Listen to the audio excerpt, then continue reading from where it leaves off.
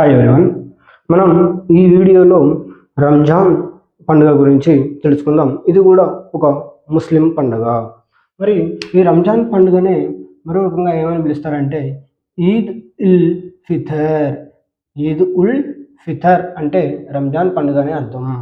మరి ఈ రంజాన్ పండుగ ఎప్పుడు నిర్వహిస్తారంటే షవాల్ మాసంలో చంద్రుడు కనిపించగానే ఈ పండుగను జరుపుకుంటారు. మరియు దీనిని ఇస్లామిక్ క్యాలెండర్ ప్రకారం 9వ నెల జరుపుకోవడం జరుగుతుంది. మరియు తెల్లవారుజామున చేసే ఆ భోజనాన్ని సహర్ అంటారు. తెల్లవారుజామున సహర్ కంటే ముందు భోజనం చేస్తారు. మరి ఇఫ్తార్ తర్వాత ఉపవాస దీక్ష ముగిస్తారు. అంటే తెల్లవారుజామున చేసేదాన్ని సహర్ అని, సాయంత్రం కాలంలో చేసేదాన్ని ఇఫ్తార్ అని పిలవడం జరుగుతుంది.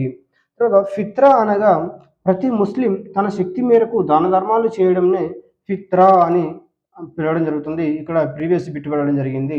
తర్వాత ఫిత్రాలో భాగంగా ప్రతి ముస్లిం తన సంపాదనలో 2.5% దానం చేయాలి కంపల్సరిగా. ఇది కూడా ప్రీవియస్గా పెట్టబడడం జరిగింది.